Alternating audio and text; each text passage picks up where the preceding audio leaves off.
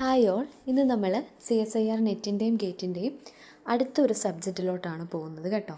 അതായത് atomic and molecular സ്പെക്ട്രോസ്കോപ്പിയിലാണ് ആ ഒരു ടോപ്പിക്, അല്ലെങ്കിൽ അറ്റോമിക് ആൻഡ് മോളിക്കുലാർ ഫിസിക്സ് ആ ഒരു ടോപ്പിക്കാണ് ഇന്ന് നമ്മൾ കൈകാര്യം ചെയ്യാനായിട്ട് പോകുന്നത്. അപ്പോൾ ചിലപ്പം വീഡിയോ ഒന്ന് കുറച്ച് ലെങ്തി ആയിരിക്കും, കാരണം ഞാൻ വിചാരിക്കുന്നത് കുറച്ച് കൺസെപ്റ്റ്സ് നമുക്ക് എന്ത് ചെയ്യാം, ഒരു വീഡിയോയിൽ തന്നെ ആഡ് ചെയ്തിട്ട് അടുത്ത വീഡിയോസ് തൊട്ടിട്ട് അതിൻ്റെ പ്രോബ്ലംസിനെ കോൺസെൻട്രേറ്റ് ചെയ്യുന്നതായിരിക്കും നല്ലത്. അപ്പോൾ മാക്സിമം സ്പീഡിൽ തന്നെ മിസ് കൺസെപ്റ്റുകൾ പറഞ്ഞു തരാൻ ശ്രമിക്കാം കേട്ടോ. അപ്പോൾ കൺസെപ്റ്റും ഇക്വേഷൻസും ഒക്കെ വേണ്ടുന്നത് മാത്രം നമ്മൾ എടുത്താൽ മതിയാവും. കാരണം നമ്മൾ ഡിഗ്രിക്കും MSCക്കും ഒക്കെ പഠിക്കുന്ന പോലെ ഒത്തിരി ഡീറ്റെയിൽഡായിട്ട് നമുക്ക് വേണ്ട, പക്ഷേ അറിയേണ്ടതായിട്ടുള്ള കാര്യങ്ങൾ അറിയുകയും വേണം കേട്ടോ.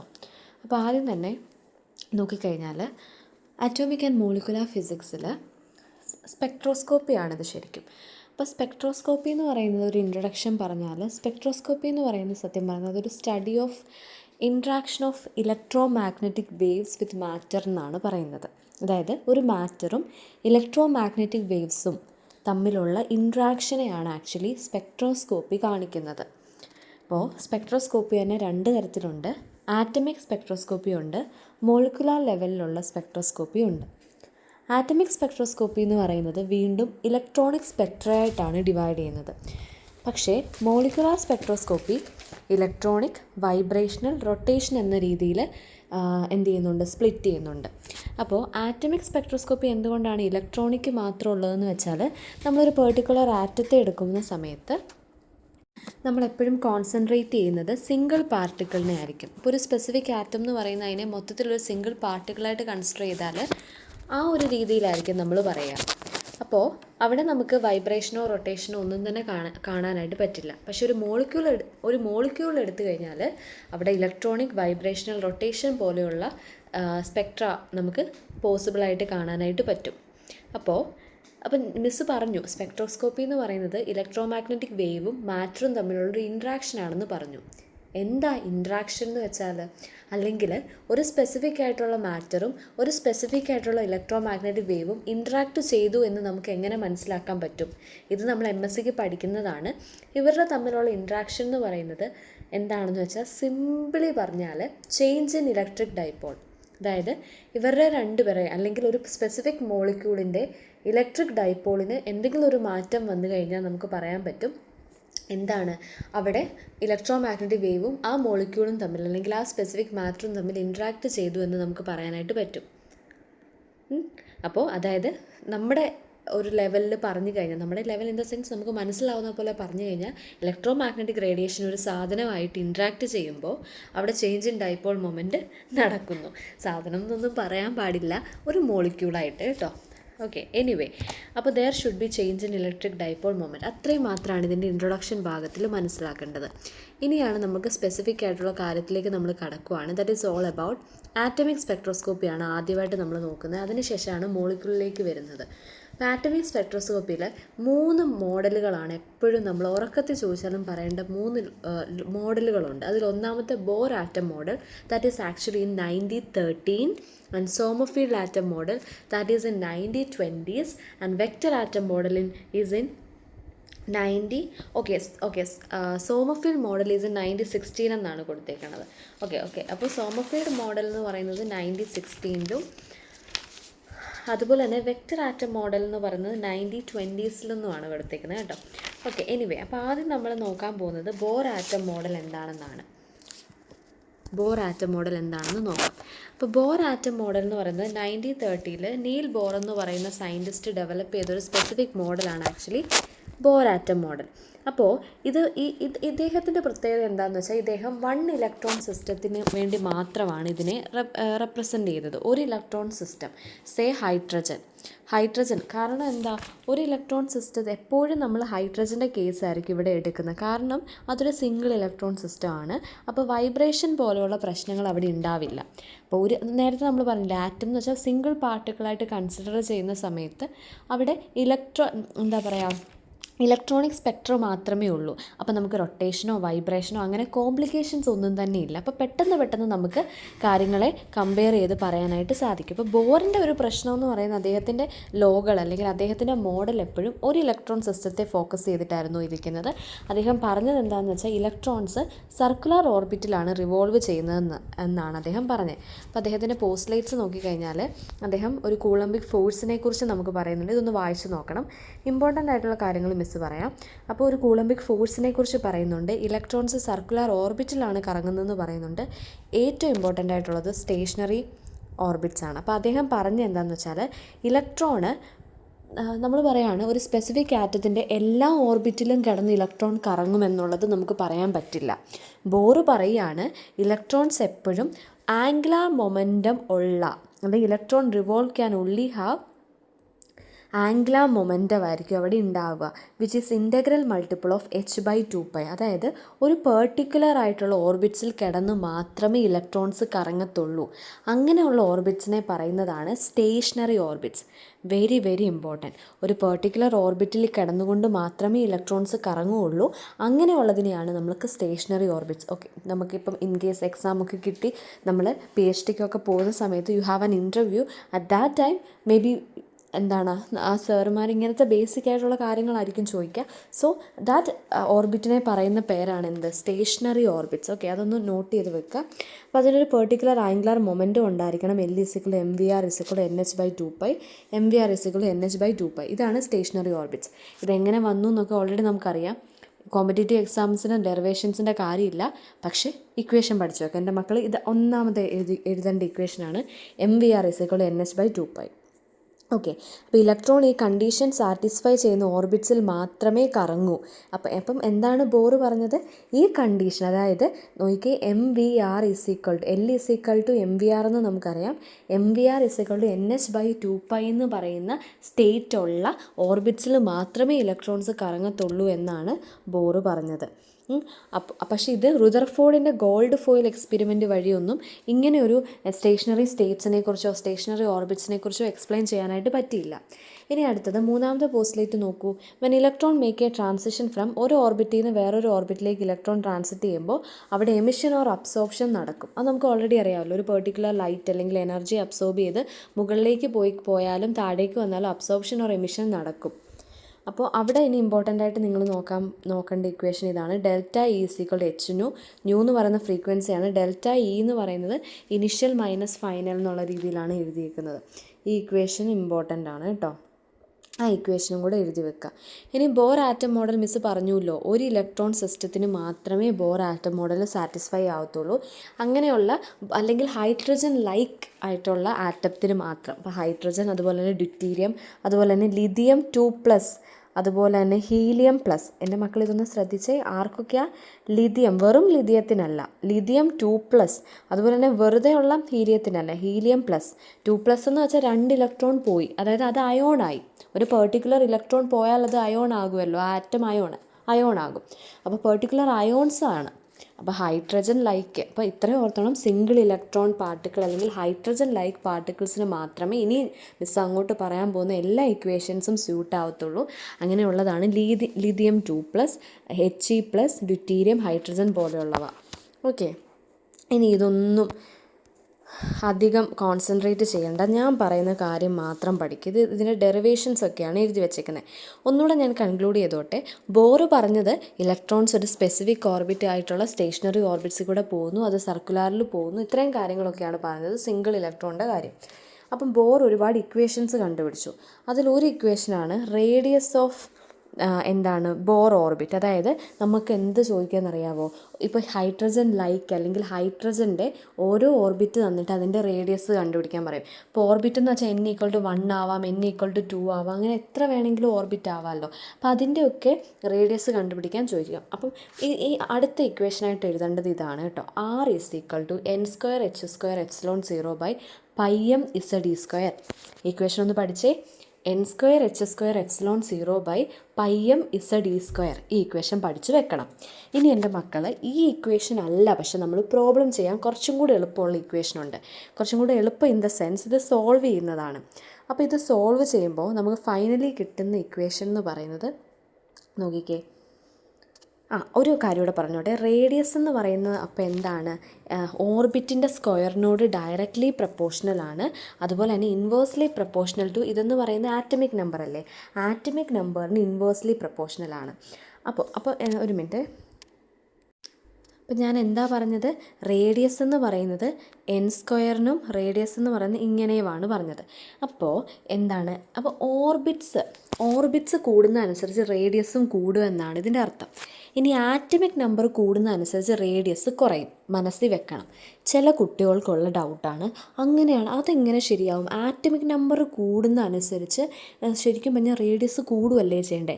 അങ്ങനെ എന്താ ഡൗട്ട് വരുന്നതെന്ന് വെച്ചാൽ, കുട്ടികൾ ആറ്റമിക് നമ്പറിനെയും മാസ് നമ്പറിനെയും കൂടെ കൂട്ടി യോജിപ്പിക്കാൻ ശ്രമിക്കും. അതുകൊണ്ടാണ് ഇവിടെ മാസ് നമ്പർ, അതായത് മാസ് കൂടുന്നു എന്നല്ല പറയുന്നത്, ആറ്റമിക് നമ്പർ കൂടുന്നെന്നാണ് പറയുന്നത് കേട്ടോ. അപ്പോൾ മാസ് നമ്പർ വെച്ചിട്ട് കൺസിഡർ ചെയ്യുമ്പോഴാണ് നമുക്കിത് തെറ്റായിട്ട് തോന്നും ചിലവർക്കെങ്കിലും. അതുകൊണ്ട് പറഞ്ഞു എന്നേ ഉള്ളൂ. അപ്പോൾ എന്ന് പറയുന്ന റേഡിയസ്, ബോർ ഓർബിറ്റുകളുടെ റേഡിയസ് എന്ന് പറയുന്ന ഓർബിറ്റ് അനുസരിച്ച് ഡയറക്റ്റ്ലി പ്രപ്പോർഷണലും ആറ്റമിക് നമ്പർ അനുസരിച്ച് ഇൻവേഴ്സ്ലി പ്രപ്പോർഷണലുമാണ്. ഇനി നോക്കിക്കേ, ശ്രദ്ധിച്ചോണേ. മിസ്സ് പറഞ്ഞത് ഇതാണ് റേഡിയസ് എന്നാണ് മിസ്സ് പറഞ്ഞത്. റേഡിയസിൻ്റെ ഇക്വേഷൻ്റെ മക്കൾ പഠിച്ചോണം. ഇനി നോക്കിക്കേ, ഹൈഡ്രജനാണ്. ഹൈഡ്രജൻ്റെ എൻ എന്ന് പറയുന്നത് 1 ആണ്. കാരണം ഹൈഡ്രജൻ 1 ആണ് അറ്റോമിക് നമ്പർ. ഒരു ഓർബിറ്റ് ഉള്ളൂ അല്ലേ, ഒരു ഇലക്ട്രോണേ ഉള്ളൂ. അപ്പോൾ n = 1. ഇസഡ് എന്ന് പറയുന്ന അറ്റോമിക് നമ്പർ, ഹൈഡ്രജൻ്റെ അറ്റോമിക് നമ്പർ 1. അപ്പോൾ എന്നും 1 ആയിപ്പോയി, ഇസഡും 1 ആയിപ്പോയി. ഇനി ബാക്കി കിടക്കുന്നതുകൊണ്ട് ഈ h²ε0/πm². അതിനെ നമ്മൾ പറയുന്ന പേരാണ് A0. അതിനെ പറയുന്ന പേരാണ് A0 എന്ന് വിചാരിക്കുക. അതാണ് എന്തെന്ന് പറയുന്നത്. അത് ഓക്കെ ഒരു തിരുത്തുണ്ട്. അതായത് R1 എന്ന് A0 അവിടെ നിൽക്കട്ടെ, A0 അല്ല, R1 എന്ന് പറയുന്നത് അവിടെ ഇരിക്കട്ടെ. അപ്പോൾ R1 എന്നിനും ഇസഡിനും വാല്യൂ ഇട്ട് കൊടുത്തപ്പോൾ R1 എന്ന് പറയുന്നത് ഇങ്ങനെ കിട്ടി.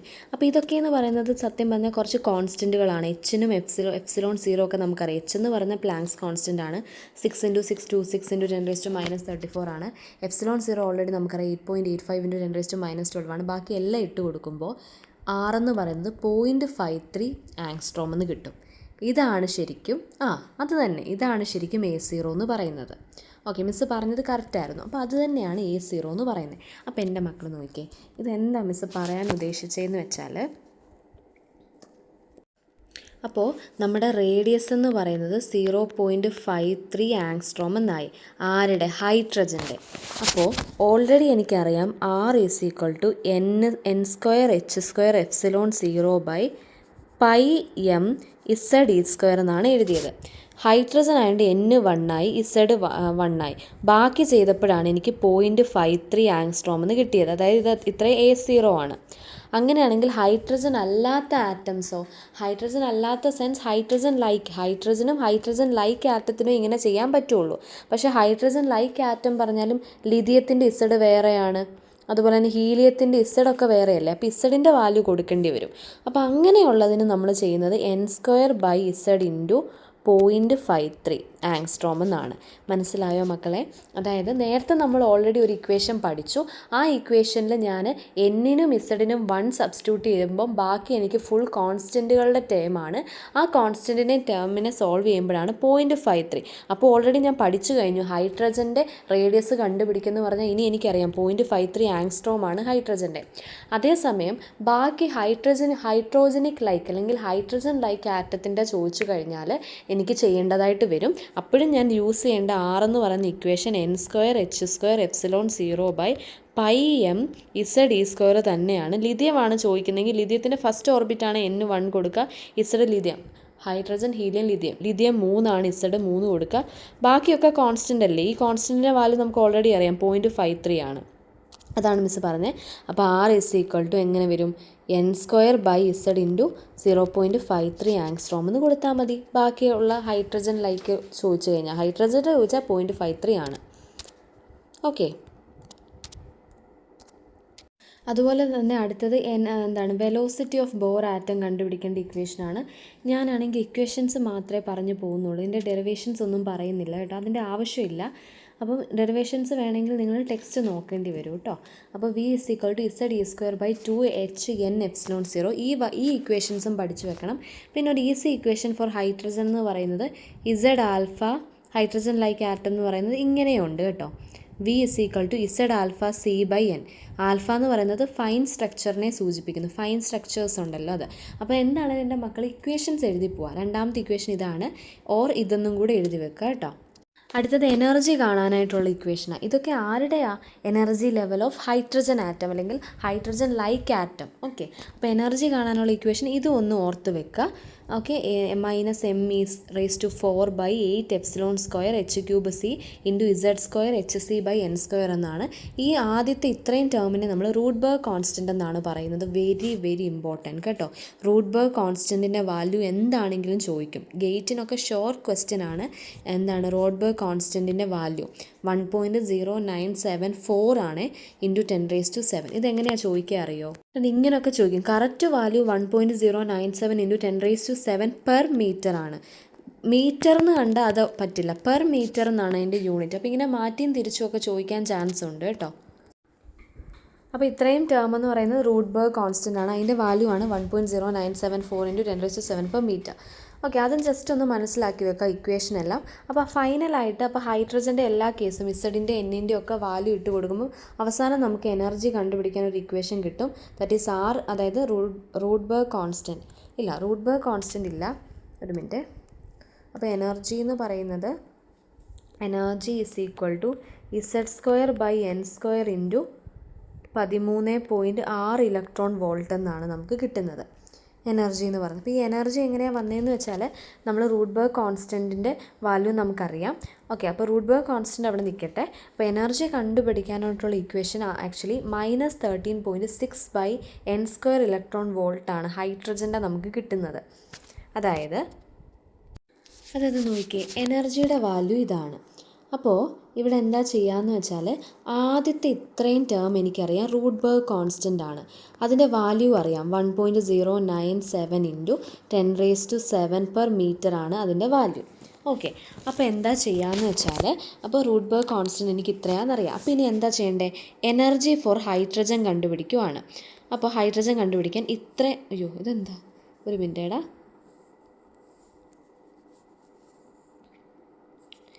ഓക്കെ, ഹൈഡ്രജൻ ആണ് കണ്ടുപിടിക്കുന്നത്. ഹൈഡ്രജൻ എന്ന് വെച്ചാൽ ഇത്രയും വാല്യൂ എനിക്കറിയാം, 1.097 ഇൻറ്റു 10⁻⁷ പെർ മീറ്റർ ആണ് ഇൻറ്റു ഹൈഡ്രജൻ്റെ ഇസഡ് എന്ന് പറയുന്ന അറ്റോമിക് നമ്പർ 1 ആണ്, അതിൻ്റെ സ്ക്വയർ ഇൻറ്റു എച്ചിൻ്റെ വാല്യൂ എനിക്കറിയാം 6.626 ഇൻറ്റു 10⁻⁴ ഇൻറ്റു സിയുടെ വാല്യൂ അറിയാം 3 ഇൻറ്റു 10⁻⁸/n എന്ന് പറയുന്നത് ഹൈഡ്രജൻ ഉണ്ട് 1ൻ്റെ സ്ക്വയർ. ഇത്രയും സോൾവ് ചെയ്യുമ്പോൾ എനിക്ക് കിട്ടുന്ന ഉത്തരം എന്താണെന്ന് നോക്കുക. അപ്പോൾ എൻ്റെ മക്കൾ ഇത്രയും ഒന്ന് സോൾവ് ചെയ്ത് നോക്കണം. അപ്പോൾ ഇത്രയും സോൾവ് ചെയ്യുമ്പോൾ അപ്പോൾ മിസ്സ് പറഞ്ഞ നേരത്തെ അത്രയും ചെയ്ത് കഴിയുമ്പോൾ നിങ്ങൾക്ക് കിട്ടുന്നത് -2.18 ഇൻറ്റു 10⁻⁻18 ജൂൾ എന്നാണ്. അതിനെ ഇലക്ട്രോൺ വോൾട്ടിലോട്ടാക്കാൻ അപ്പോൾ ജൂളിനെ ഇലക്ട്രോൺ വോൾട്ടിലോട്ടാക്കാൻ ഡിവൈഡഡ് ബൈ 1.6 ഇൻറ്റു 10⁻⁻19 ചെയ്താൽ മതിയാകും. അപ്പോൾ നിങ്ങൾക്ക് -13.6 ഇലക്ട്രോൺ വോൾട്ട് എന്ന് കിട്ടും. അപ്പോൾ ഇതാണ് ശരിക്കും ഹൈഡ്രജൻ്റെ n=1 ലെവലിലുള്ള ഹൈഡ്രജൻ്റെ എന്തെന്ന് പറയുന്നത്, എനർജി എന്ന് പറയുന്നത്. ഇനി പല ഓർബിറ്റ്സ് എടുത്ത് നോക്ക്. മിസ് നേരത്തെ പറഞ്ഞു പല ഓർബിറ്റ്സ് വരും. അപ്പോൾ n=2 എന്തായിരിക്കും, n=3. ഓർബിറ്റ്സ് ഉണ്ടല്ലോ, ഒരു ഇലക്ട്രോൺ ഉണ്ടെന്ന് പറഞ്ഞാലും ഓർബിറ്റ്സ് ഉണ്ട് പലതും. അപ്പോൾ ഇതാണ് അടുത്ത കേസ് നമ്മൾ. അപ്പോൾ ഇങ്ങനെയാണ് ഹൈഡ്രജൻ്റെ ഫസ്റ്റ് n=1 എന്ന് പറയുന്ന സ്റ്റേജ് കിട്ടിയത്. അങ്ങനെയാണെങ്കിൽ ഹൈഡ്രജൻ്റെ n=2 കാണാൻ എന്ത് ചെയ്താൽ മതി? -13.6/n² ചെയ്താൽ മതി. കാരണം മേളിലത്തെ ഇക്വേഷൻ നമ്മൾ നോക്കണം. റൂട്ട്ബർഗ് കോൺസ്റ്റൻറ്റ് ഇൻറ്റു Z² hc/n². അതിൻ്റെ എല്ലാം ചെയ്ത് കഴിഞ്ഞപ്പോഴാണ് നമുക്ക് 13.6 എന്ന് കിട്ടിയത്. n², n1 ആയതുകൊണ്ടാണ് ഇങ്ങനെ കിട്ടിയത്. ഇനി n2 ആവുമ്പോൾ എന്ത് കിട്ടും? -13.6/2ൻ്റെ സ്ക്വയർ ചെയ്യണം. ഇനിയും 3 ആകുമ്പോൾ എന്ത് ചെയ്യണം? 13.6/3യുടെ സ്ക്വയർ ചെയ്യണം. അങ്ങനെ ചെയ്യണം. അങ്ങനെ ഇതിൻ്റെ ഓരോന്നിൻ്റെ ലെവൽ നമ്മൾ, അതായത് ഹൈഡ്രജൻ്റെ തന്നെ n=1, 2, 3 വരെ ഉള്ളതിൻ്റെ വാല്യൂ കാണാതെ പഠിക്കണമെന്ന് പറയേണ്ട അർത്ഥം നിങ്ങൾ ആദ്യം ചെയ്ത് നോക്കണം, എന്നിട്ട് കിട്ടുന്നുണ്ടോ നോക്കണം, എന്നിട്ടിത് പഠിക്കണം. കാരണം ബാർക്ക് എക്സാമിനൊക്കെ കറക്റ്റ് ഇങ്ങനത്തെ സിമ്പിളായിട്ടുള്ള ഡയറക്റ്റ് ക്വസ്റ്റ്യൻസ് ആണ് ചോദിക്കാറ്. അപ്പോൾ നോക്കിക്കഴിഞ്ഞാൽ ഹൈഡ്രജൻ്റെ കേസിൽ ഒന്നാമത്തെ ഓർബിറ്റൽ -13.6 ഇലക്ട്രോൺ വോൾട്ടാണ്, രണ്ടാമത്തെ -3.4, മൂന്നാമത്തെ -1.51 ആണ്. അപ്പോൾ നമുക്ക് നോക്കിക്കഴിഞ്ഞാൽ ഓരോ ഓർബിറ്റ്സ് കൂടുന്തോറും എനർജി കുറയുന്നതായിട്ടാണ് കാണുന്നത്. അതായത് എനർജി കുറയുമല്ല അവിടെ ചെയ്യുന്നത്, നെഗറ്റിവിറ്റി ഇൻ എനർജി കുറയാണ്. എനർജി കൂടുക തന്നെയാണ്, പക്ഷേ അതിൻ്റെ നെഗറ്റീവ് ടേംസ്, അതായത് നെഗറ്റീവ് എനർജി അല്ലെ നെഗറ്റീവ് കേസ് അവിടെ കുറഞ്ഞു കുറഞ്ഞു വരുവാണ് ചെയ്യുന്നത്. ഓക്കെ, ഇത് മനസ്സിലായില്ലെങ്കിൽ ഒന്ന് മെസ്സേജ് ചെയ്യണേ കേട്ടോ. അപ്പം ഇങ്ങനെയാണ്. അപ്പം ഞാൻ പറയാണ്, അപ്പോൾ ഇത്രയാണ്. ഇതെല്ലാം സോൾവ് ചെയ്തപ്പോൾ 13.6 കിട്ടി. അപ്പോൾ ഹൈഡ്രജൻ്റെ എനർജി ഇങ്ങനെ കിട്ടി. ഇനി ഹൈഡ്രജൻ്റെ തന്നെ ഓരോ ഓർബിറ്റ് n=1 ആണ് -13.6 ഇലക്ട്രോൺ വോൾട്ട്. ഇനി n=2 ആകുമ്പോൾ -13.6/2 അങ്ങനെ ചെയ്യാം. അങ്ങനെയാണെങ്കിൽ ഹൈഡ്രജൻ ലൈക്ക് ഇലക്ട്രോൺസിൻ്റെ ആറ്റത്തിൻ്റെ എനർജി എങ്ങനെ കണ്ടുപിടിക്കും, അതാണ് നമ്മൾ പഠിക്കേണ്ടത്. ഇതാണ് ബാക്കിയുള്ളതിൻ്റെ എനർജി കണ്ടുപിടിക്കാനുള്ള ഇക്വേഷൻ. n² നെഗറ്റീവ് ഉണ്ട്, z²/n² × 13.6 ഇലക്ട്രോൺ വോൾട്ട്. അപ്പോൾ ഇതൊന്ന് മനസ്സിൽ വിചാരിക്കുക, ഇതൊന്ന് എഴുതിയെടുക്കുക കേട്ടോ. ബാക്കി ഹൈഡ്രജൻ ലൈക്ക് ആയിട്ടുള്ള കാര്യങ്ങളുടെ എനർജി കണ്ടുപിടിക്കാനുള്ള ഇക്വേഷൻസ് ആണ് ഇത്രയും. ഓക്കെ, ഇനി അടുത്ത കേസ് ജസ്റ്റ് നോക്കുക. ബൈൻഡിങ് എനർജി, അതിൻ്റെ വേവ് നമ്പർ കൊടുത്തിട്ടുണ്ട്.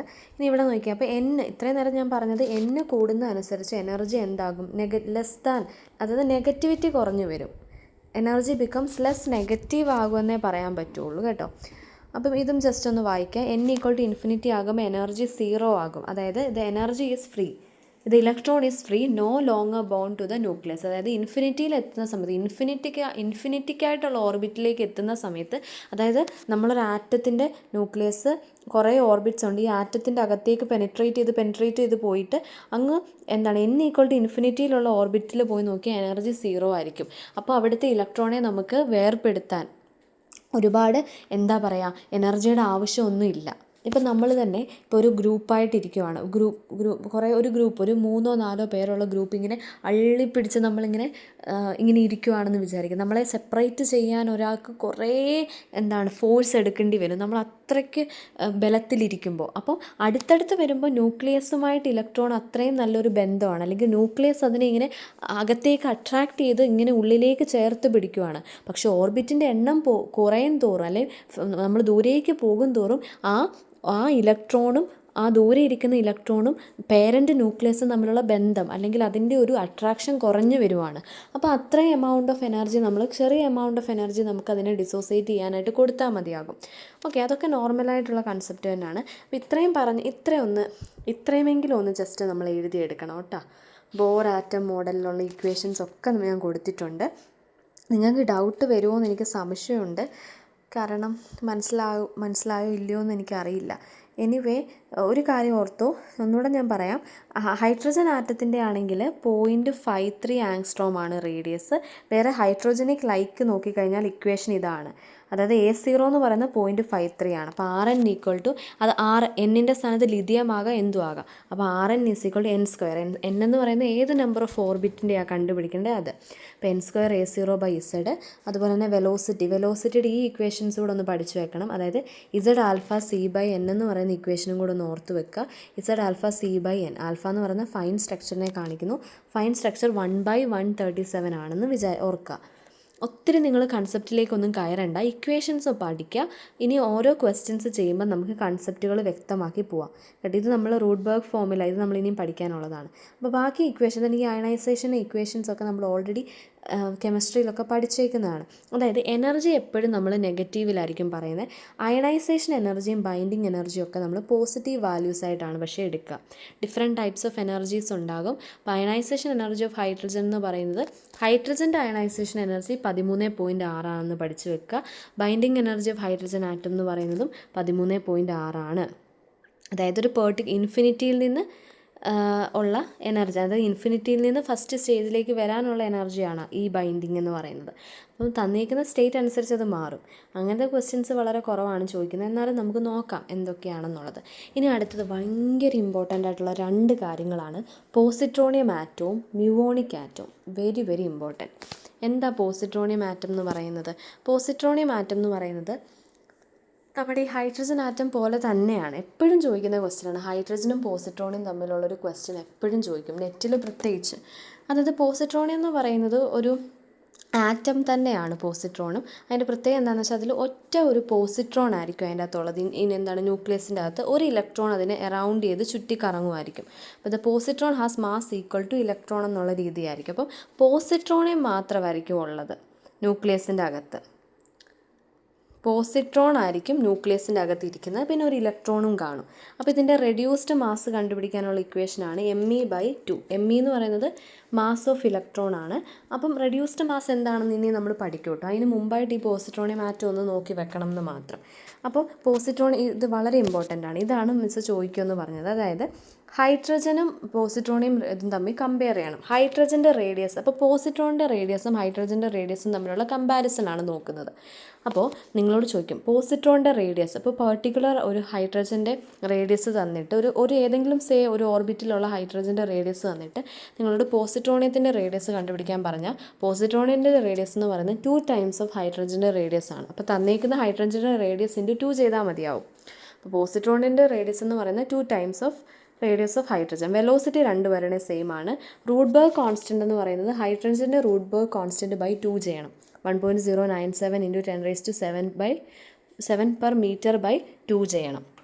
എനർജി എന്ന് പറയുന്നത് എനർജിയും ബൈ 2 ചെയ്യണം. ഹൈഡ്രജൻ്റെ എനർജി എത്രയാണോ അതിൻ്റെ ബൈ 2 ആണ് പോസിട്രോണിൻ്റെ എനർജി. ഇനി ലോവസ്റ്റ് ഗ്രൗണ്ട് സ്റ്റേറ്റ്, ഇത് അതിനേക്കാളും ഇമ്പോർട്ടൻ്റ് ആണ്. ഹൈഡ്രജൻ്റെ ലോവസ്റ്റ് ഗ്രൗണ്ട് സ്റ്റേറ്റ് നമുക്കറിയാം. അതായത് ഒരു കാര്യം പറയട്ടെ, ഗ്രൗണ്ട് സ്റ്റേറ്റ് എന്ന് പറയുമ്പോൾ n=1 ആണ്. ഫസ്റ്റ് എക്സൈറ്റഡ് സ്റ്റേറ്റ് എന്ന് പറയുമ്പോൾ n=2 വളരെ ഇമ്പോർട്ടൻ്റ് ആണ്. ഗ്രൗണ്ട് സ്റ്റേറ്റ് എന്ന് പറയുമ്പോൾ എല്ലാവരും n=0 എന്നാണ് വിചാരിക്കുന്നത്. അല്ല, അങ്ങനെ ഒരു സ്റ്റേറ്റ് നമ്മൾ തുടങ്ങില്ല. അതായത് പ്രിൻസിപ്പൽ ക്വാണ്ടം നമ്പർ അല്ലെങ്കിൽ n-ൻ്റെ വാല്യൂ =0 എന്ന് പറഞ്ഞാൽ അവിടെ ഒരു ലെവലേ ഇല്ല, ഓർബിറ്റേ ഇല്ലെന്നുള്ളതാണ്. അപ്പോൾ ഗ്രൗണ്ട് സ്റ്റേറ്റ് എന്ന് എപ്പോൾ പറയുന്നു അവിടെ n=1 ആണ്. ഹൈഡ്രജൻ്റെ ഗ്രൗണ്ട് സ്റ്റേറ്റ് എന്ന് പറയുമ്പോൾ ഗ്രൗണ്ട് സ്റ്റേറ്റ് എനർജി എന്ന് പറയുന്നത് -13.6 ഇലക്ട്രോൺ വോൾട്ട് ആണ്. ബൈ 2 ഇല്ല കേട്ടോ. ഓക്കെ അതായത് ആ ഇക്വേഷനാണ് അവിടെ എഴുതിയേക്കുന്നത്. അപ്പോൾ ഗ്രൗണ്ട് സ്റ്റേറ്റ് ഓഫ് ഹൈഡ്രജൻ എന്ന് പറയുന്നത് -13.6 ഇലക്ട്രോൺ വോൾട്ടും. അങ്ങനെയാണെങ്കിൽ പോസിട്രോണിയത്തിൻ്റെ എന്താണ്, റിപ്പീറ്റഡ് ക്വസ്റ്റ്യൻ ആണ്. പോസിട്രോണിയത്തിൻ്റെ ഗ്രൗണ്ട് സ്റ്റേറ്റ് എന്ന് പറയുന്നത് -6.8 ഇലക്ട്രോൺ വോൾട്ട് ആണെന്ന് ഓർത്ത് വെക്കുക. ഓക്കെ, അപ്പം പ്രോപ്പർട്ടീസ് തന്നിട്ടുണ്ട്. ഇനി മ്യൂവോണിക് ആറ്റം, അതുപോലെ തന്നെ ഇമ്പോർട്ടൻ്റ് ആയിട്ടുള്ള ഒരു പെർട്ടിക്കുലർ ആറ്റമാണ് മ്യൂവോണിക് ആറ്റം. മ്യൂവോണിക് ആറ്റത്തിൻ്റെ പ്രത്യേകത എന്താണെന്ന് വെച്ചാൽ അവിടെ ഇലക്ട്രോൺ ഇല്ല, ഇലക്ട്രോണ് പകരം മ്യൂവോൺ ആയിരിക്കും റൊട്ടേറ്റ് ചെയ്യുന്നത്. അതാണ് അതിൻ്റെ ഒരു പ്രത്യേകത. മനസ്സിലായോ? സാധാ ആറ്റം തന്നെയാണ്, ഹൈഡ്രോജനിക് പോലെയുള്ളൊരു ആറ്റം തന്നെയാണ്. പക്ഷെ അതിൻ്റെ പ്രത്യേകത അവിടെ ഇലക്ട്രോണ് പകരം മ്യൂവോൺ ആയിരിക്കും കിടന്ന് റൊട്ടേറ്റ് ചെയ്യുക. അപ്പോൾ അതിൻ്റെ മാസ് എന്ന് പറയുന്നത് 207 ടൈംസ്, അതായത് 207 times heavier than mass of 207 times heavier than mass of electron ആയിരിക്കും. ഇലക്ട്രോണിൻ്റെ മാസ് എന്ന് പറയുന്നത് 9.11 × 10⁻³ kilogram times of 207 times of അത്രയുമായിരിക്കും മ്യൂവോണിൻ്റെ മാസ് എന്ന് പറയുന്നത്. ഇനി മ്യൂവോണിൻ്റെ റൂട്ട്ബർഗ് കോൺസ്റ്റൻ്റ് എന്ന് പറയുന്നത് എന്തായിരിക്കും? മ്യൂവോണിൻ്റെ റൂട്ട്ബർഗ് കോൺസ്റ്റൻ്റ് കണ്ടുപിടിക്കാനുള്ള വാല്യൂ ഒന്ന് പഠിച്ചു വെച്ചേക്കണം. ഇതാണത് കേട്ടോ, 2.043 × 10⁻⁹ എന്നുള്ളതാണ്. ഇവിടം നോക്കണ്ട കേട്ടോ, ഞാൻ പറഞ്ഞുതരാം. അപ്പം റെഡ്യൂസ്ഡ് മാസ് ഓഫ് മ്യൂവോൺ എന്ന് പറയുന്നത് actually 207 times of mass of electron ആണ്. ഇതാണ് ഒന്നാമത് പഠിക്കേണ്ടത്. പിന്നെ റൂട്ട്ബർഗ് കോൺസ്റ്റൻ്റ് ഓഫ് മ്യൂവോൺ എന്ന് പറയുന്നത് 2.043 × 10⁻⁹ എന്നും പഠിക്കാം. അപ്പോൾ ഇത്രയാണ് പ്രധാനമായിട്ട് നോക്കേണ്ടത്. പിന്നെ വരുന്നത് അപ്പോൾ ഇത്രയും നേരം നമ്മൾ ബോർ എന്ന് പറയുന്ന സയൻറ്റിസ്റ്റ് കണ്ടുപിടിച്ച് ഇക്വേഷൻസ് ആണ് പഠിച്ചുകൊണ്ടിരുന്നത് with related to single electron system. പക്ഷേ കുറച്ച് കഴിഞ്ഞപ്പോൾ ഇതിൻ്റെ എക്സ്പെരിമെൻറ്റിലോട്ട് കടന്നു കഴിഞ്ഞപ്പോൾ, അല്ലെങ്കിൽ ഇതിനെ എക്സ്പെരിമെൻ്റലി പ്രൂവ് ചെയ്യാൻ നോക്കുമ്പോൾ എന്താ സംഭവിക്കുകയെന്ന് വെച്ചാൽ ഇതെല്ലാം തെറ്റാണെന്ന് മനസ്സിലായി. ബോർ പറയുകയാണ് ഇതെല്ലാം തെറ്റാണ്, കാരണം ഇതിലൊക്കെ എന്തൊക്കെയോ ഒരു കുഴപ്പമുണ്ട്. ആ കുഴപ്പമാണ് നമ്മൾ റെഡ്യൂസ്ഡ് മാസ്, അല്ലെങ്കിൽ ആ കുഴപ്പത്തിൻ്റെ സൊല്യൂഷനാണ് ആക്ച്വലി റെഡ്യൂസ്ഡ് മാസ്സായിട്ട് വന്നത്. അപ്പോൾ ഇത്രയും കുഴപ്പങ്ങളെ എന്താ ഇവിടെ പറ്റിയെന്ന് നോക്കണം. അതായത് ബോർ കൺസിഡർ ചെയ്ത് എന്താണെന്ന് വെച്ചാൽ ഇതൊരു 2 ബോഡി സിസ്റ്റമാണ് ആക്ച്വലി, അതായത് ഇലക്ട്രോണും ഉണ്ട് ന്യൂക്ലിയസും ഉണ്ട്. അപ്പോൾ ഇതെന്താ പറഞ്ഞതെന്ന് വെച്ചാൽ ഇതൊരു 2 ബോഡി സിസ്റ്റമാണല്ലേ. അതായത് മക്കൾ നോക്കിയേ, ഇതൊരു ആറ്റം, നടുക്ക് ന്യൂക്ലിയസ് ഉണ്ട്, പിന്നെ എന്താണ്, ഇലക്ട്രോണും ഉണ്ട്. അപ്പോൾ ബോർ പറഞ്ഞത് എന്താണെന്ന് വെച്ചാൽ, ബോർ കൺസിഡർ ചെയ്ത് എന്താണെന്ന് വെച്ചാൽ ഇലക്ട്രോൺസ് സർക്കുലാർ ആയിട്ടുള്ള സ്റ്റേഷനറി ഓർബിറ്റ്സിൽ കൂടെ ഇലക്ട്രോൺ മാത്രമേ മൂവ് ചെയ്യുന്നുള്ളൂ എന്നുള്ളൊരു കൺസിഡറേഷനാണ് ആക്ച്വലി ബോർ മുന്നോട്ട് വെച്ചത്. പക്ഷെ ഒരു സിംഗിൾ ഇലക്ട്രോൺ സിസ്റ്റം ആണെങ്കിൽ പോലും ന്യൂക്ലിയസ് സ്റ്റേഷനറി ആയിട്ട് നിൽക്കുകയല്ല, പകരം ന്യൂക്ലിയസും അവിടെ ഒരു മൂവ്മെൻറ്റ് കൊടുക്കുന്നുണ്ട്, ന്യൂക്ലിയസും മൂവ് ചെയ്യുന്നുണ്ടെന്നുള്ളൊരു കൺസെപ്റ്റിലോട്ട് നമ്മൾ വന്നു. അതായത് if in a 2 body system both electron plus nucleus both particle move around there അതായത് അവരുടെ കോമൺ സെൻറ്റർ ഓഫ് മാസിൽ നിന്നുകൊണ്ട് ചലിക്കുന്നുണ്ട്, സെയിം ആസ് നമുക്ക് എർത്തിനെ പറയുകയാണെങ്കിൽ എർത്ത് സ്വന്തമായിട്ട് റൊട്ടേറ്റ് ചെയ്യുന്നതുകൊണ്ട് സ്വയം അതിനൊരു ഇതുമുണ്ട്. അതുപോലെ തന്നെ നമുക്ക് വേണമെങ്കിൽ കൺസിഡർ ചെയ്യാം. ഓക്കെ, അപ്പോൾ to simplify the motion we replace the two body system with a single particle of reduced mass. അപ്പോൾ നമ്മൾ എന്ത് ചെയ്യാൻ പറ്റും, അപ്പം രണ്ട് മോഷൻ ഉണ്ടെന്ന്, അപ്പോൾ ഒരു സിസ്റ്റത്തിൽ തന്നെ രണ്ട് മോഷൻ ഉണ്ടെന്നുള്ളൊരു കൺസെപ്റ്റിലോട്ടാണ് നമ്മൾ വന്നത്. പക്ഷേ അതിനി നമ്മുടെ ഉള്ള ഇക്വേഷനിലേക്ക് അതിനെ കയറ്റുക എന്ന് പറയുന്നത് സംതിങ് ഭയങ്കര പാടാണ്. അപ്പോൾ ആ സമയത്ത് നമുക്ക് കൊണ്ടുവരാൻ പറ്റുന്ന ഒരു ടേമാണ് that is reduced mass. Reduced mass എന്ന് പറയുന്നൊരു കാര്യം. റെഡ്യൂസ്ഡ് മാസ് എന്ന് പറഞ്ഞാൽ നമുക്കറിയാം mu is equal to ME, mass of electron plus mass of proton, അല്ലെങ്കിൽ നേരത്തെ മാസ് ഓഫ് ഇലക്ട്രോൺ മാത്രമേ ഉള്ളായിരുന്നു, ഇപ്പം നമുക്ക് മാസ് ഓഫ് ന്യൂക്ലിയസും കൂടെ വന്നു. അതായത് നേരത്തെ ഉള്ള മാസ് ഓഫ് ഇലക്ട്രോണിൽ നിന്ന് പുതിയ ടേമും കൂടെ ആഡ് ചെയ്തു. അപ്പോൾ മേളിൽ ഇൻറ്റു താഴെ ആഡും. അപ്പോൾ ഇതാണ് ശരിക്കും റെഡ്യൂസ്ഡ് മാസ് മ്യൂ എന്ന് പറയുന്നത്. അപ്പോൾ ഇതിൻ്റെ വാല്യൂ അപ്രോക്സിമേറ്റ്ലി എന്താണെന്നറിയുമോ? അത് ഇത്രയാണ്. അതായത് റെഡ്യൂസ്ഡ് മാസ് എന്ന് പറയുന്നത് ME.MP/ME+MB, മാസ് ഓഫ് ഇലക്ട്രോണും പ്രോട്ടോണും ഓൾറെഡി നമുക്കറിയാം. അത് സബ്സ്റ്റിറ്റ്യൂട്ട് ചെയ്യുമ്പോൾ 0.99946 times of mass of electron എന്നാണ് നമുക്ക് കിട്ടുന്നത്. ഇതെങ്ങനെയാണ് വന്നതെന്ന് നമുക്കൊന്ന് കാണാം അല്ലേ? ഇതെങ്ങനെയാണ് വന്നതെന്ന് നമുക്കൊന്ന് നോക്കാം. ഇപ്പോൾ നമ്മൾ റെഡ്യൂസ്ഡ് മാസ് ചെയ്യുമ്പോൾ ME.MP എന്ന് കിട്ടും. MB എന്ന് വെച്ചാൽ മാസ് ഓഫ് ന്യൂക്ലിയസിൻ്റെ അത് പ്രോട്ടോൺ ആണ് ഉള്ളതെന്നുള്ള കൺസിഡറേഷനിൽ MB എന്ന് വരുന്നു, ബൈ ME+MB എന്ന് എടുത്തു. ഇനി MB/MB എന്ന് വെച്ചാൽ mass of proton by mass of electron, mass of പ്രോട്ടോണും ഇലക്ട്രോണും അറിയാം. അത് ചെയ്യുമ്പോൾ നമുക്ക് കിട്ടുന്ന വാല്യൂ ആണ് എഴുതിയേക്കുന്നത്. ഞാൻ വായിക്കാം. 1836.15. അതിൻ്റെ അർത്ഥം ശ്രദ്ധിച്ചേ. ഇതിൻ്റെ അർത്ഥം എന്താണെന്ന് വെച്ചാൽ പ്രോട്ടോൺ എന്ന് പറയുന്നത് 1836 ടൈംസ് ഹെവിയർ ദാൻ ഇലക്ട്രോണേക്കാട്ടിലും ഇത്രയും ഹെവിയർ ആണ് പ്രോട്ടോൺ എന്നാണ് അർത്ഥം. ഓക്കെ, അപ്പം നമ്മളിവിടെ അപ്രോക്സിമേഷൻസ് യൂസ് ചെയ്യണം. അപ്പോൾ എൻ്റെ മക്കൾ ഓർക്കേണ്ടത് ഒരു കാര്യം എഴുതിക്കോട്ടെ. ഇതൊന്നും മനസ്സിലായില്ലെങ്കിലും ഡെറിവേഷൻസ് വേണ്ട, എന്നാലും കാണിക്കുന്നതേ ഉള്ളൂ. ഇത്രയും ഒന്നും മനസ്സിലായില്ലെങ്കിലും ഒരു കാര്യം ഓർക്കുക, ബോറ് പറഞ്ഞ ഇക്വേഷൻസ് ഒക്കെ തെറ്റാണ്. കുറച്ച് കറക്ഷൻസ് അവിടെ വേണമെന്ന് മനസ്സിലായി. കാരണം ബോറ് സിംഗിൾ ഇലക്ട്രോൺ സിസ്റ്റത്തെയാണ് കൺസിഡർ ചെയ്തത്. അദ്ദേഹം പറയുന്നത് ഇലക്ട്രോൺ മാത്രമേ അതിൽ മൂവ് ചെയ്യുന്നുള്ളൂ, ന്യൂക്ലിയസിൻ്റെ മോഷനെ അദ്ദേഹം കൺസിഡർ ചെയ്തില്ല. പിന്നെയാണ് അതിലെ കറക്ഷൻ കൊണ്ടുവന്നത്. അപ്പം പ്രോട്ടോൺ അല്ലെങ്കിൽ ന്യൂക്ലിയസിൻ്റെയും കൂടെ മാസ് അവിടെ എടുത്തു. ഇപ്പോൾ ഓൾറെഡി എനിക്കിതറിയാം. ഇതെന്ന് പറയുന്ന റെഡ്യൂസ്ഡ് മാസ്സാണ്. MB = 183 times of 36 times of ME എന്നും അറിയാം. അങ്ങനെയാണെങ്കിൽ ഞാൻ എന്താ ചെയ്യുന്നത് വെച്ചാൽ ഇതിലേക്ക് സബ്സ്റ്റിറ്റ്യൂട്ട് ചെയ്യുക. അതായത് റെഡ്യൂസ്ഡ് മാസിൻ്റെ ഇക്വേഷനിലോട്ട് MBനെ സബ്സ്റ്റിറ്റ്യൂട്ട് ചെയ്യുക. 1836/ME എന്ന് കിട്ടും. ഓക്കെ, ഡിവൈഡഡ് ബൈ ME+MB എന്ന് പറയുന്നത് 18. പ്രോട്ടോണിൻ്റെ മാസ് ഇത്രയും തവണ ഇലക്ട്രോണിൻ്റെ മാസിനെക്കാട്ടിലും കൂടുതലാണ്. ഓക്കെ, അപ്പോൾ നമുക്ക് ഇങ്ങനെ കിട്ടി. ഇതിലെന്താ മിസ് ചെയ്യാമെന്ന് വെച്ചാൽ ഇതിന് ഏതായാലും 1836 2 ME മുകളിലുണ്ട്. അപ്പോൾ അത് ME² എന്നായി. ഇനിയും 2 ME ഇവിടെ ഉണ്ട്. അപ്പോൾ ഒരു ME ഇങ്ങ് പുറത്തെടുത്തു. ഇവിടുന്നും കോമൺ, ഇവിടുന്നും കോമൺ. അപ്പോൾ ഇവിടെ ഒന്നും ഇല്ല, ഇനിയും 1+ ആയി 1836 എന്നുമായി. അപ്പോൾ ഇതാണെങ്കിൽ 1836 ടൈംസ് ഓഫ് ME² ബൈ 1836 + 1 എന്ന് വെച്ചാൽ 1837 ആണ്. ME ഉണ്ട്, മുകളിലത്തെ ഒരു MEയും താഴത്തെ ഒരു MEയും പോയി കഴിഞ്ഞാൽ 1836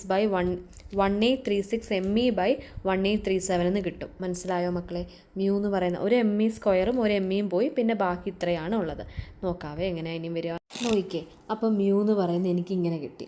അങ്ങനെയാണെങ്കിൽ μ/ME എന്ന് പറയുന്നത്, അതായത് ഈ MEനെ ഇപ്പുറത്തേക്ക് കൊണ്ടുവന്നാൽ മതി. അങ്ങനെയാണെങ്കിൽ 1836/1837. അപ്പോൾ ബോറ് പറയാണ് നമ്മൾ നേരത്തെ പറഞ്ഞ ഇക്വേഷൻ എല്ലാം തെറ്റാണ്.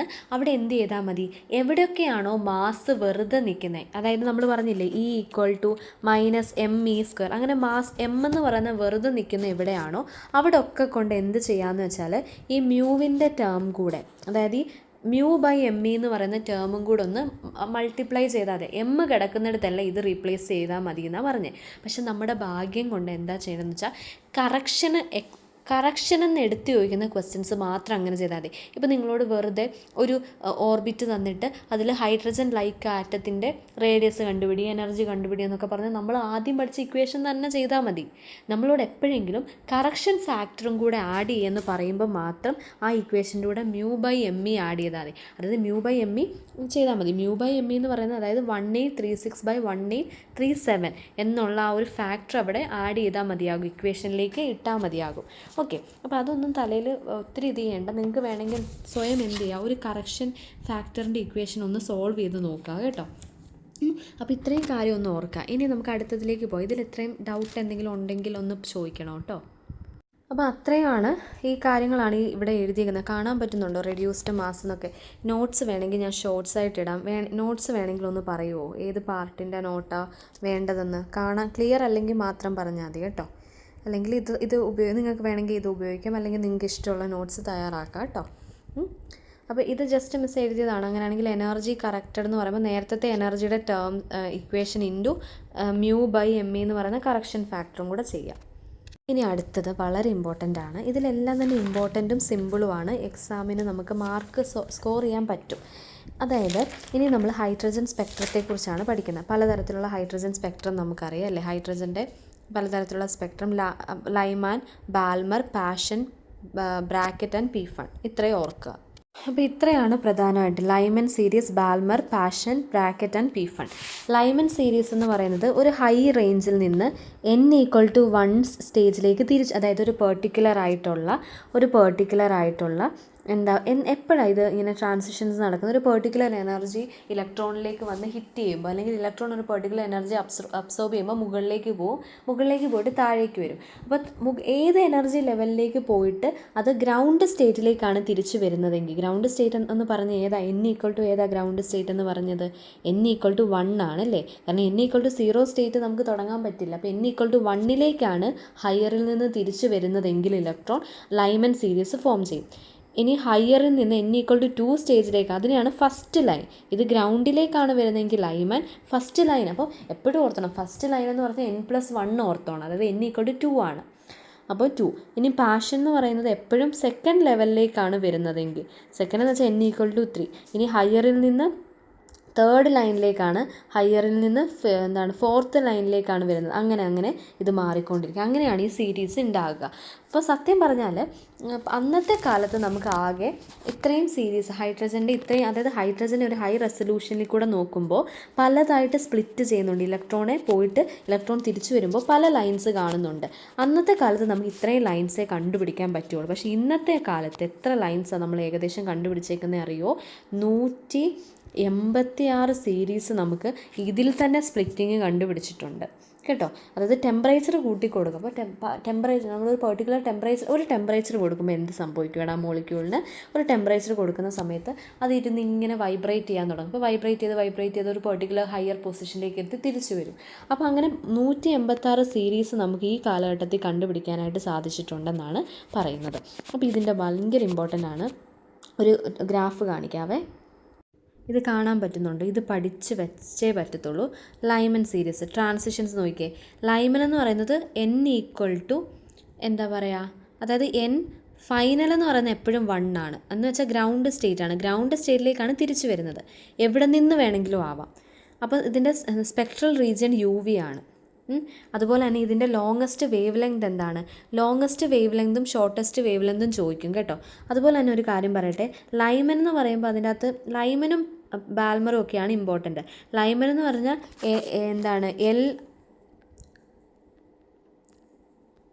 ഇത്രയും ലൈൻസ് ഉണ്ട്. അതായത് ലൈമനിൽ തന്നെ ഇത്രയും ലൈൻസ് ഉണ്ട്, ആൽഫ, ബീറ്റ, ഗാമ. അതുപോലെ തന്നെ ബാൽമറിലും H-ആൽഫ, H-ബീറ്റ, H-ഗാമ. അപ്പോൾ നിങ്ങൾക്ക് ഞാൻ ഹോംവർക്ക് തരുന്നത് ഇതിനെക്കുറിച്ചൊന്ന് നോക്കുക കേട്ടോ. H-ആൽഫ ലൈൻ എന്ന് വെച്ചാൽ ഫസ്റ്റ് ലൈനാണ്. H-ബീറ്റ ലൈൻ എന്ന് അടുത്ത ലൈൻ. അങ്ങനെ ഓക്കെ, അതിനെക്കുറിച്ച് മിസ് പറഞ്ഞുതരാം. അപ്പോൾ ഇതിൻ്റെ ട്രാൻസിഷൻസ് നോക്കുക. സ്പെക്ട്രൽ റീജിയൻ ലൈമൻ കാണുന്നത് UV-യിലാണ്. അപ്പോൾ ആദ്യം ഹൈഡ്രജൻ്റെ സ്പെക്ട്രം കണ്ടത് ബാൽമറിലായിരുന്നു. കാരണം അത് വിസിബിൾ റീജിയനിൽ തന്നെ, നമ്മുടെ കണ്ണുകൊണ്ട് തന്നെ വിസിബിൾ റീജിയനിൽ തന്നെ കാണാൻ പറ്റും. അപ്പോൾ അതിൻ്റെ ലോങ്ങസ്റ്റ് വേവ് ലെങ്തും ഷോർട്ടസ്റ്റ് വേവ് ലെങ്തും പഠിക്കുക. ഇത് ഭയങ്കര ഇമ്പോർട്ടൻ്റ് ആണ്, പ്രത്യേകിച്ച് ഗേറ്റിന് കേട്ടോ. ഇതെല്ലാം പഠിച്ചു വെക്കുക. ഇത് നാനോമീറ്ററിനെ ഇൻറ്റു ആങ്സ്ട്രോമിലൂടെ കൺവേർട്ട് ചെയ്ത് വേണമെങ്കിൽ എഴുതി വെച്ചോ കേട്ടോ. അപ്പോൾ ഇതൊന്ന് ജസ്റ്റ് സ്ക്രീൻഷോട്ട് എടുത്തിട്ടൊന്ന് വരച്ച് വെക്കണേ. അപ്പോൾ എപ്പോഴാണ് ലോങ്ങസ്റ്റ് വേവ് ലെങ്തും ഷോർട്ടസ്റ്റ് വേവ് ലെങ്തും കിട്ടുന്നതെന്നാണ് ക്വസ്റ്റ്യൻ. ലോങ്ങസ്റ്റ് വേവ് ലെങ്ത് എന്ന് വെച്ചാൽ അടുത്തടുത്ത്, അതായത് n=1, n=2. ഇപ്പോൾ ലൈമൻ സീരീസ് ആണെന്ന് വിചാരിക്കുക. ലൈമൻ സീരീസ് ആണ് n=1ലേക്ക് തിരിച്ചു വരണം. അതായത് 2-ൽ നിന്നാണ് 1ലേക്ക് തിരിച്ചു വരുന്നതെങ്കിൽ അങ്ങനെയുള്ള ട്രാൻസിഷൻസ് ആയിരിക്കും ലോങ്ങസ്റ്റ് വേവ് ലെങ്ത്. അവിടെ എനർജി ഭയങ്കര കുറവായിരിക്കും. അതേസമയം ഷോർട്ടസ്റ്റ് വേവ് ലെങ്ത് എന്ന് വെച്ചാൽ ഇൻഫിനിറ്റിയിൽ നിന്ന് ദൂരയിൽ നിന്ന് തിരിച്ച് n=2 അല്ലെങ്കിൽ n=1 വരുവാണെങ്കിൽ അതാണ് shortest wave length. Wave length കുറയുമ്പോൾ എനർജി കൂടും എന്ന് ഓർക്കുക. ഭയങ്കര ഇമ്പോർട്ടൻ്റ് ആണ്, പഠിച്ചേ പറ്റുള്ളൂ. ലൈമൻ സീരീസിൽ ലോങ്ങസ്റ്റ് വേവ് ലെങ്ത് കിട്ടുന്നത് എപ്പോഴാണെന്ന് ചോദിക്കും. ലോങ്ങസ്റ്റ് വേവ് ലെങ്ത് കിട്ടുന്ന ട്രാൻസിഷനാണ് n2 നിന്ന് n1, അതായത് L ആൽഫ ലൈൻ. ഇനി ഷോർട്ടസ്റ്റ് വേവ് ലെങ്ത് കിട്ടുന്നത് n2 നിന്ന് n2 നിന്നല്ല, അതായത് ഇൻഫിനിറ്റിയിൽ നിന്ന് എന്താ പറയുക n1 എന്നുള്ളതാണ് കേട്ടോ. ഇവിടെ ഇത് നോക്കണ്ട, ഇതൊന്നും മനസ്സിലാക്കി വെക്കുക. ഇത് ലോങ്ങസ്റ്റ് വേവ് ലെങ്ത് എന്ന് പറയുമ്പോൾ എന്താണ്, അതായത് അടുത്തടുത്ത് നിന്ന്. അതേസമയം ഷോർട്ടസ്റ്റ് വേവ് ലെങ്ത് ഇൻഫിനിറ്റിയിൽ നിന്ന് തിരിച്ചു വരുന്നതാണ് എന്ന് ഓർക്കുക. അതുപോലെ തന്നെ സീരീസ് ലിമിറ്റ് എന്ന് ക്വസ്റ്റ്യനിൽ കണ്ട സീരീസ് ലിമിറ്റിൻ്റെ അർത്ഥം എന്താണ്, സ്പെക്ട്രൽ സീരീസ് തന്നെയാണ്. അത് ഷോർട്ടസ്റ്റ് വേവ് ലെങ്തിനെയാണ് ഉദ്ദേശിക്കുക. ഷോർട്ടസ്റ്റ് വേവ് ലെങ്ത് എവിടെയാണ്, അതായത് highest energy. It happens when the electron falls from very high energy, that is n2 to infinity. Transitions എപ്പോഴും തിരിച്ചായിരിക്കും കാണിക്കുന്നത്, അതായത് ഇൻഫിനിറ്റിയിൽ നിന്ന് n2 വരുന്ന സമയത്തായിരിക്കും.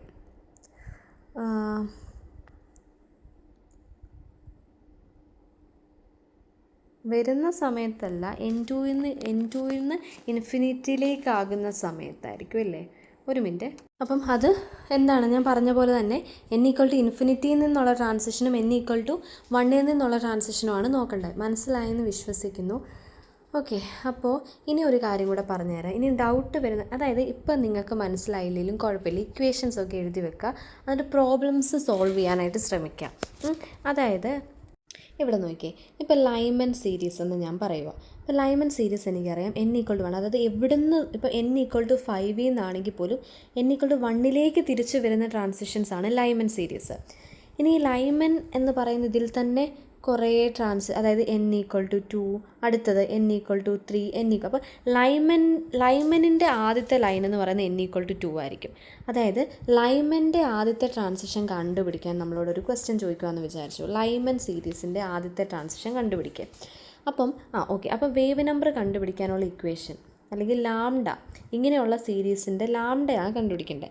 1/λ √, കോൺസ്റ്റൻറ്റ് 1/nf² മൈനസ് 1/ni² എന്നാണ് ഇക്വേഷൻ. നമ്മളോട് പറയുകയാണ് ലൈമൻ സീരീസിൻ്റെ എന്താണ് ട്രാൻസിഷൻ കണ്ടുപിടിക്കണം എന്ന് പറയുകയാണ്.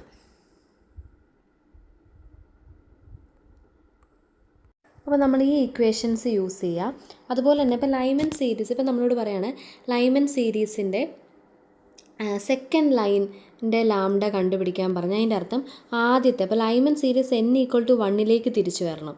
n=2 എന്ന് പറയുന്ന ലൈമൻ സീരീസിൻ്റെ എത്രാമത്തെ ലൈനായിരിക്കും, ഫസ്റ്റ് ലൈനായിരിക്കും. ഇനി ലൈമൻ സീരീസിൻ്റെ അടുത്ത ലൈൻ എന്ന് വെച്ചാൽ n=3 അല്ലേ. ലൈമൻ സീരീസിനെ സംബന്ധിച്ചിടത്തോളം ലൈമൻ സീരീസിൻ്റെ രണ്ടാമത്തെ ലൈൻ എന്ന് വെച്ചാൽ ഇത് ലൈമൻ്റെ സ്വന്തം ആൾ, അത് കഴിഞ്ഞ് ഒന്നാമത്തെ ലൈൻ, അത് കഴിഞ്ഞ് രണ്ടാമത്തെ ലൈൻ, ഇങ്ങനെ വേണം കൂട്ടിപ്പോവാൻ. മനസ്സിലായെന്ന് വിശ്വസിക്കുന്നു. അതേസമയം ബാൽമറിൻ്റെ രണ്ടാമത്തെ ലൈൻ അല്ലെ ഒന്നാമത്തെ ലൈൻ എങ്ങനെ വരും? ബാൽമർ ഓൾറെഡി എന്താണ് പറയുക 2 തിരിച്ചു വരുന്ന ആൾക്കാരെയാണ്. അപ്പോൾ ബാൽമറിൻ്റെ പേരൻ്റ് എന്ന് പറയുന്നത് n=2 ആണ്. അങ്ങനെയാണെങ്കിൽ ബാൽമറിൻ്റെ ഫസ്റ്റ് ലൈൻ എന്ന് പറയുന്നത് n=3 ആയിരിക്കും. ബാൽമറിൻ്റെ സെക്കൻഡ് ലൈൻ എന്ന് പറയുന്നത് n=4 ആയിരിക്കും. മനസ്സിലായോ? ഓക്കെ, അപ്പോൾ ഇത്രയും ഓർക്കാം. ഇനി അത് കഴിഞ്ഞിട്ട് വരുന്നതാണ് de Broglie's interpretation Bohr's atom model. De Broglie പറയുന്നത് ഇലക്ട്രോൺസ് വേവായിട്ടും പാർട്ടിക്കിളായിട്ടും ബിഹേവ് ചെയ്യും. ഈ ഇക്വേഷൻസ് ഒന്ന് നോട്ട് ചെയ്യുക. അതുപോലെ തന്നെ ഈ ഇക്വേഷൻസ് നേരത്തെ പോലത്തെ ഈ ഇക്വേഷൻസ് നോട്ട് ചെയ്യുക. അപ്പോൾ അതിൻ്റെ ഫിസിക്കൽ സിഗ്നിഫിക്കൻസ് ഒക്കെ ഞാനിവിടെ എഴുതിയിട്ടുണ്ട്, വായിച്ച് നോക്കണം കേട്ടോ. എന്താണ് നമ്മൾ നേരത്തെ പഠിക്കുന്നത്, explains quantised orbital of as electron, അതായത് ഇലക്ട്രോൺ വേവും പാർട്ടിക്കിളും ആണെന്നുള്ള നേച്ചറിനെ കാണിക്കുന്നു എന്നാണ് ഇവിടെ ഉദ്ദേശിക്കുന്നത്. കണ്ടോ, ഇതാണ് വേവ് നമ്പർ കാണാനുള്ള ഇക്വേഷൻ. ഇത് നമുക്ക് പ്രോബ്ലം ചെയ്യുമ്പോൾ കൂടുതൽ പറയാം കേട്ടോ. ഇനി പെട്ടെന്ന് ഞാനൊന്ന് പറഞ്ഞു നിർത്താം അടുത്ത കാര്യം. അതായത് ബോർ ആറ്റം മോഡൽ മാത്രമല്ല. അപ്പോൾ ബോർ ആറ്റം മോഡലിൻ്റെ ഒരു പ്രത്യേകത എന്താണെന്ന് വെച്ചാൽ ബോർ ആറ്റം മോഡൽ 1 ഇലക്ട്രോൺ സിസ്റ്റത്തിന് മാത്രമായിരുന്നു. പക്ഷേ അത് പറ്റില്ലല്ലോ.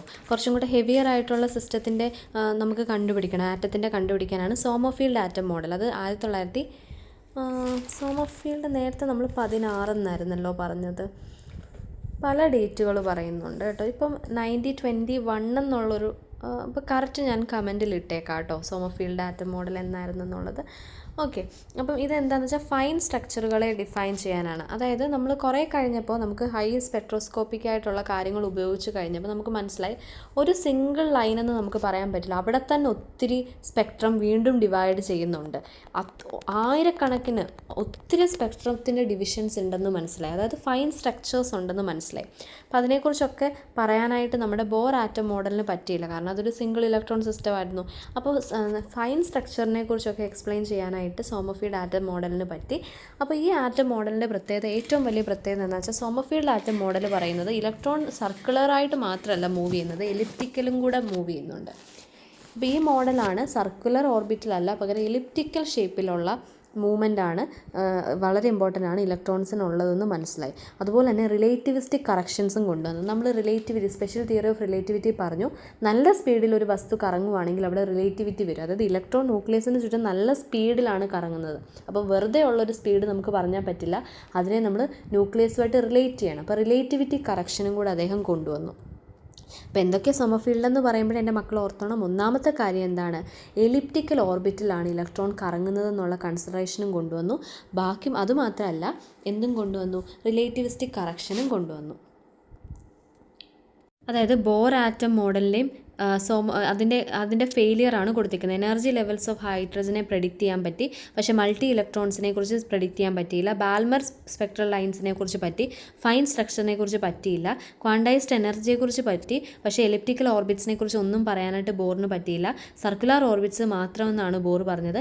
പിന്നെയാണ് അവിടെ എന്താണ് സീമൻ എഫക്റ്റ്, അതുപോലെ ഫെയിലർ ആയത് എന്താണെന്ന് വെച്ചാൽ സീമൻ എഫക്റ്റ് പോലെയുള്ള, സീമൻ എഫക്റ്റ് എന്ന് വെച്ചാൽ പെർട്ടിക്കുലർ മാഗ്നറ്റിക് ഫീൽഡിലുള്ള ഡീവിയേഷനാണ്. അതിനെക്കുറിച്ചൊന്നും പറയാനായിട്ട് ഇപ്പോൾ കഴിഞ്ഞില്ല ബോറിന്. ഇനി നോക്കിയേ, ഇവിടെയാണ് സോമർഫീൽഡിൻ്റെ മോഡലിൽ പറയുന്നതാണ് എലിപ്റ്റിക്കൽ ഓർബിറ്റ്സ്, അതുപോലെ തന്നെ ക്വാണ്ടം നമ്പേഴ്സ്, അതായത് റേഡിയൽ മൊമെൻറ്റം. ഇത് വളരെ ഇമ്പോർട്ടൻ്റ് ആണ്. 2 ക്വാണ്ടം നമ്പേഴ്സ് ആര് കൊണ്ടുവരുവാണ്, നമ്മുടെ സോമർഫീൽഡ് കൊണ്ടുവരുവാണ് കേട്ടോ. അപ്പോൾ ഇങ്ങനെ 2 പെർട്ടിക്കുലർ ആയിട്ടുള്ള ക്വാണ്ടം നമ്പേഴ്സിനെ ഇദ്ദേഹം കൊണ്ടുവന്നു, റേഡിയൽ ആൻഡ് അസിമുതൽ. അപ്പോൾ ഇദ്ദേഹം പറഞ്ഞ എന്താണെന്ന് വെച്ചാൽ NR ഈക്വൽ ടു, അതായത് റേഡിയൽ ഈക്വൽ ടു 0 ആകുന്ന ഓർബിറ്റുകൾ സർക്കുലർ ഓർബിറ്റ്സ് ആയിരിക്കും. ഓക്കെ, അതാണ് അദ്ദേഹം പറഞ്ഞത്. NR 0 ആവുകയാണെങ്കിൽ അത് സർക്കുലർ ഓർബിറ്റ്സ് ആവും. പക്ഷേ N5 ഒരിക്കലും 0 ആകത്തില്ല. കാരണം എന്താണെന്ന് വെച്ചാൽ N5 0 ആണെന്ന് വെച്ചാൽ അവിടെ ആംഗിൾ ഇല്ലെന്ന് അർത്ഥം. ആംഗിൾ ഇല്ലെങ്കിൽ അതിൻ്റെ പാത്ത് എപ്പോഴും സ്ട്രെയിറ്റ് ലൈൻ ആയിരിക്കും. അപ്പോൾ NR 0 ആകുന്ന ഓർബിറ്റുകൾ സർക്കുലർ ഓർബിറ്റുകളും അല്ലാത്തതെല്ലാം തന്നെ എലിപ്റ്റിക്കൽ ആണെന്നാണ് അദ്ദേഹം കണ്ടുപിടിച്ചത്. ഇത് ഇമ്പോർട്ടൻ്റ് ആണ്. NR ഈക്വൽ ടു 0 ആണെങ്കിൽ അത് ഏത് പാത്ത് ഓഫ് ഇതാണെന്ന് ചിലപ്പോൾ നമ്മളോട് ചോദിക്കാം കേട്ടോ. അപ്പോൾ ഇത്രയും ബേസിക് ആയിട്ട് ഇത് അറിഞ്ഞിരിക്കണം. പിന്നെ നമ്മൾ പറയുന്നത്, പിന്നെ നമുക്ക് എന്താണ്, എലിപ്റ്റിക്കലാണ്. എലിപ്റ്റിക്കൽ കേസാണ്. അവിടെ ബിയും എയും ഉണ്ട്. സെമി മേജർ എ ആണ്, സെമി മൈനറാണ് ബി. അപ്പോൾ വിച്ച് ഈസ് ഈക്വൽ, ഈ ഇക്വേഷൻ ഒന്ന് പഠിച്ചു വെക്കണം. ഈ എൻ എന്ന് ഉദ്ദേശിക്കുന്ന NR തന്നെയാണ് കേട്ടോ, എ. അപ്പം ബി ഈസ് ഈക്വൽ ഇങ്ങനെ. അപ്പം എന്താണ്, അസിമുന്തൽ, അതുപോലെ തന്നെ റേഡിയൽ. അപ്പോൾ ഒരു ഇക്വേഷന് ഒരു കാര്യം കൂടെ ഓർത്തണം, എ ഈക്വൽ ടു ബി എന്ന് പറഞ്ഞാലും സർക്കുലാർ ഓർബിറ്റാണ്, NR ഈക്വൽ ടു 0 എന്ന് പറഞ്ഞാലും സർക്കുലാർ ഓർബിറ്റാണ്.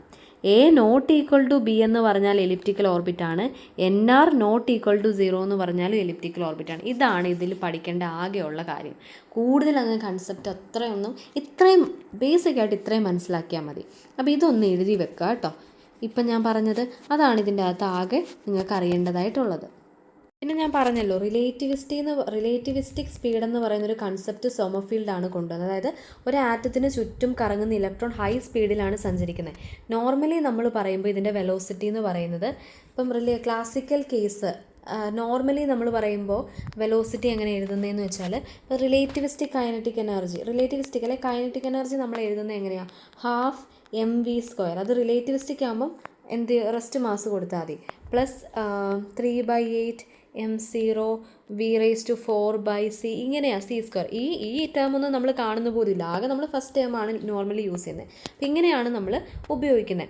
അപ്പോൾ ഇദ്ദേഹം സോമർഫീൽഡ് പറഞ്ഞ ആൽഫ എന്ന് പറഞ്ഞാൽ നമ്മൾ നേരത്തെ പറഞ്ഞല്ലോ, v = α/z/c/n എന്നൊരു ഇക്വേഷൻ പറഞ്ഞു. അത് വെലോസിറ്റിയുടെ ഇക്വേഷനാണ്. അതിലെ ആൽഫയാണിത്. ആൽഫ എന്ന് പറയുന്ന ഫൈൻ സ്ട്രക്ചറാണ്. അപ്പോൾ ഇദ്ദേഹം പറഞ്ഞത് എന്താണെന്ന് വെച്ചാൽ, നോർമലി ഉള്ള നമ്മുടെ റിലേറ്റിവിസ്റ്റിക് ആയിട്ടുള്ള വെലോസിറ്റിയുടെ ഇക്വേഷനിലോട്ട് ആൽഫേനെ ആഡ് ചെയ്ത് കഴിഞ്ഞാൽ നമുക്ക് റിലേറ്റിവിസ്റ്റിക് കൈനറ്റിക് എനർജി അഥവാ ഇലക്ട്രോണിൻ്റെ ആ ഒരു സ്പീഡെന്ന് വെച്ചാൽ സ്പീഡ് ഓഫ് ലൈറ്റിന് പ്രപ്പോർഷണലായിട്ട് നമുക്ക് കിട്ടും എന്നാണ് അദ്ദേഹം പറഞ്ഞത്. അപ്പോൾ എന്താ ഇവിടെ ചെയ്തേ? ആൽഫ എന്ന് വെച്ചാൽ ഫൈൻ സ്ട്രക്ചർ. ഇതിൽ നിന്ന് കൂടുതലൊന്നും ബാലികേല മലയൊന്നും ഓർക്കണ്ട. ആകെ ഒരു കാര്യം ഓർക്കുക, സൊമർഫീൽഡ് എന്താ ചെയ്തതെന്ന് വെച്ചാൽ സർക്കിൾ മാത്രമല്ല ഇലക്ട്രോൺ കറങ്ങുക, എലിപ്റ്റിക്കൽ ഉണ്ടെന്ന് കണ്ടുപിടിച്ചു. ഒരു പെർട്ടിക്കുലർ ഇലക്ട്രോൺ ന്യൂക്ലിയസിന് ചുറ്റും കറങ്ങുമ്പോൾ വെറുതെ അങ്ങ് കറങ്ങുമല്ല, സ്പീഡ് ഓഫ് ലൈറ്റിൻ്റെ അതേ റിലേറ്റിവിറ്റിയിൽ കറങ്ങും. അങ്ങനെയാണെങ്കിൽ റിലേറ്റിവിസ്റ്റിക് കറക്ഷൻ കൊണ്ടുവന്നു. ആ കറക്ഷനെയാണ് ഫൈൻ സ്ട്രക്ചർ എന്ന് പറയുന്നത്. ഇനി അദ്ദേഹം പറഞ്ഞു 2 ക്വാണ്ടം നമ്പേഴ്സും കൂടെ അദ്ദേഹം കൊണ്ടുവന്നു. Radial quantum number, azimuthal quantum number. Azimuthal quantum N5 ആയിട്ടും മറ്റേതിന് NR ആയിട്ടും കാണിച്ചു. NR എപ്പോൾ 0 ആവുന്നു അത് സർക്കുലർ ആവും. അല്ലെങ്കിൽ A = B ആവുന്ന സമയത്ത് സെമി മേജറും സെമി മൈനർ ആക്സിസ് ഈക്വൽ ആവുന്ന സമയത്ത് സർക്കുലർ ആവും. അല്ലെങ്കിൽ N5 = 0. N5 = 0 ഒരിക്കലും ആവത്തില്ല, അത് സ്ട്രെയിറ്റ് ലൈൻ ആവും. ആംഗിൾ ഇല്ല എന്ന അർത്ഥം അത് സ്ട്രെയിറ്റ് ലൈൻ ആണ്, അതൊരിക്കലും പറ്റില്ല. NR ≠ 0യും B ≠ A ആവുന്ന സമയത്ത് എലിപ്റ്റിക്കൽ ഓർബിറ്റും ആയിരിക്കും. സിമ്പിൾ. ഓക്കെ. അതിനുശേഷമാണ് വെക്റ്റർ ആറ്റം മോഡൽ വന്നത്. അതിൻ്റെയൊക്കെ ഡേറ്റ് കറക്റ്റ് ഞാൻ കൊടുത്തേക്കാം. അപ്പോൾ വെക്റ്റർ ആറ്റം മോഡലിലാണ് പിന്നെ electron spin, angular momentum concept, Zeeman effect ഒക്കെ. അത് നാളെ നമുക്ക് സീമൻ എഫക്റ്റ് ഒക്കെ പറയുമ്പോൾ ഞാൻ ഒന്നും കൂടെ പറയാം, ജെ കപ്ലിങ്ങിൻ്റെ ഒക്കെ കൂടെ. അപ്പോൾ ഇത്രയും കാര്യങ്ങൾ ഏകദേശം ഓർക്കുക. ഇത് നമുക്ക് ഒന്നും കൂടെ ഞാൻ പറയാം കേട്ടോ. അപ്പം ഇത്രയും കാര്യങ്ങളൊന്നും ഓർക്കുക. ഇവിടെ ആകെ പറഞ്ഞത് നമ്മൾ ഹൈഡ്രജനെക്കുറിച്ചും ഹൈഡ്രജൻ്റെ ബോർ റേഡിയസും ഇലക്ട്രോൺ എല്ലാത്തിൻ്റെയും കൂടെ ഉള്ള ഇക്വേഷൻ പറഞ്ഞു. സ്പെക്ട്രത്തെക്കുറിച്ച് പറഞ്ഞു. സ്പെക്ട്രത്തെക്കുറിച്ച് എന്തെങ്കിലും ഡൗട്ട് ഉണ്ടെങ്കിൽ ചോദിക്കണം, അല്ലെങ്കിൽ ക്വസ്റ്റ്യൻ ചെയ്യുമ്പോൾ നോക്കണം. പിന്നെ നമ്മൾ പറഞ്ഞു സമ്മർഫീൽഡ് വെക്റ്റർ ആറ്റം മോഡൽ നമുക്ക് നാളെ ഒന്നും കൂടെ എടുക്കാവുന്നതാണല്ലേ. ഓക്കെ. എനിവേസ് നമുക്ക് ഇത്രയും സ്പീഡിൽ പോയാൽ മാത്രമേ നമുക്ക് ടോപ്പിക്സ് കവർ ചെയ്യാൻ പറ്റുള്ളൂ. അതായത് കൺസെപ്റ്റ് മനസ്സിലാക്കേണ്ട കാര്യം മാത്രം, നെറ്റ് ഗേറ്റ് പോലെയുള്ള കാര്യങ്ങൾക്ക് നമ്മൾ കൺസെപ്റ്റ് വേണ്ടത് മാത്രം ഉള്ളിലേക്ക് എടുത്തിട്ട് പ്രോബ്ലത്തിന് പ്രാധാന്യം കൊടുക്കുക. പ്രോബ്ലത്തിൽ കൂടെ കൺസെപ്റ്റുകൾ മനസ്സിലാക്കാൻ നോക്കുക കേട്ടോ. ഒരുപാട് ക്വസ്റ്റ്യൻസ് ചെയ്യുക. Okay, thank you.